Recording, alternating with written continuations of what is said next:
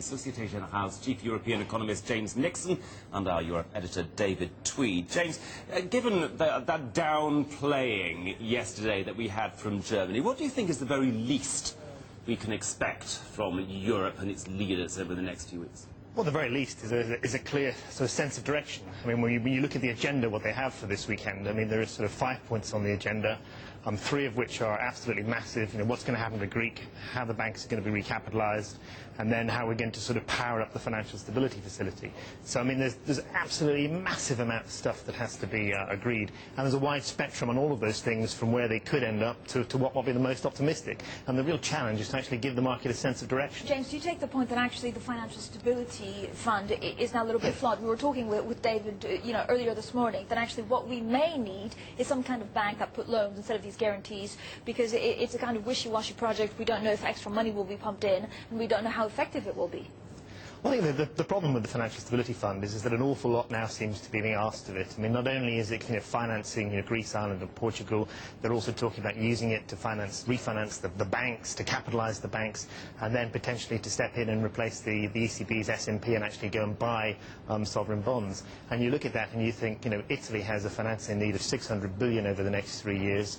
It just doesn't seem to add up. And I think at the moment that's the sort of market's concern, is how are you going to make all of this work and make the numbers. What about this option, though? They're talking about leveraging the fund and they're talking about guaranteeing the bond issuance, okay? But it seems to me, have they actually gone out there and spoken to any investors and said, would this reassure you enough for you to go into the market and buy Italian debt, even if we are guaranteeing 20 or even 30% of it?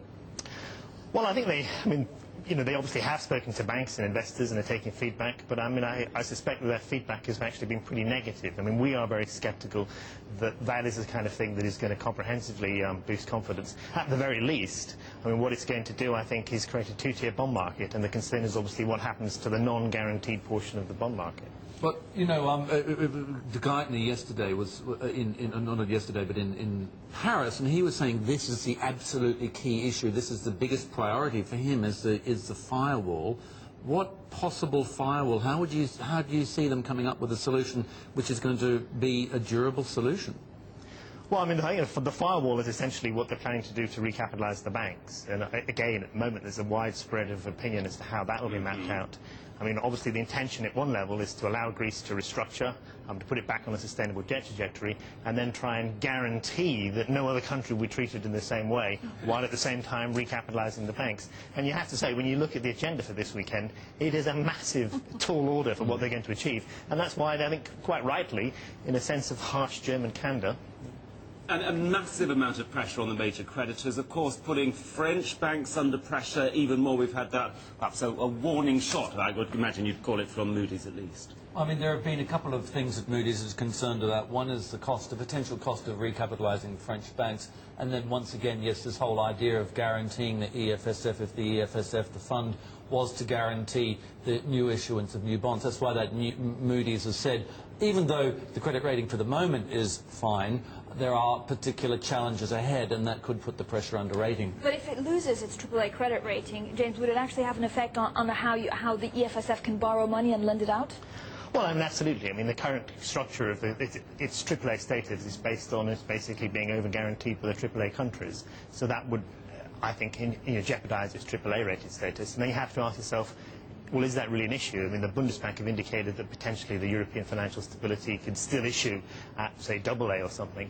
But I mean, I think nobody talks about this, but I mean, the problem with the financial stability facility is it's still got to issue these bonds, and the stuff it's investing in has to be attractive to investors. You start leveraging up and using that to buy dodgy credits, and I suspect the market is going to find it, hard to swallow. And what about the current bond buying programme currently by the ECB? We've seen that as a slower rate over the past month, and that's another major sticking point.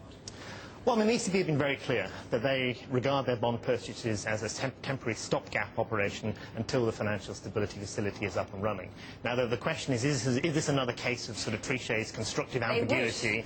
Is it going to be a case of no, oh, Well, if things are really bad, then we will. But I mean, I think you have to view the slowdown at the moment is obviously an anticipation of handing things over to the financial stability facility. I was also wondering, Italy is quite a difficult country because if it fails an auction, this is when things can get really messy. Is there any likelihood of that happening, and is there something that actually the central bank needs to do to not allow that? Well, I think you're right. I mean, to a certain extent, we can talk about Italy and the other weaker countries in Europe. Sorry, Greece and the other weaker countries. But Italy is the crunch. I mean, it has such a huge financing need that, this is the real challenge. And what's happening in Europe at the moment is that nobody wants to buy Italian debt, and nobody wants to buy anybody who owns Italian debt. And that is the real nature of the crisis. Now, what the ECB have been doing, I think, has been intervening in the market ahead of the auctions, leaving the market short. And that's been a sort of an implicit support for the market and allowed Italy to still issue. The key question is obviously what happens once the ECB steps back and hands that role over to the financial stability facility. Not helping with a number of people suggesting that Italy will actually go into recession within the next 6 or 12 months. Well, I think that's possible. I mean, clearly we've got a fiscal tightening in Italy has to come through in order to sort of put itself on a sustainable trajectory. But also on top of that, what's happening to the banks, with the banks being unable to finance themselves, is pushing a credit crunch in the southern European countries. So it certainly looks like you're going to have zero growth for the next year or two, and we're not that far away from recession territory. It's not looking good, is it, James? It's looking tense. Tense, I like that one. James Nixon, I'm grateful to you, Chief European Economist at Societe Generale, and David Tweed as well. Thank you very much indeed.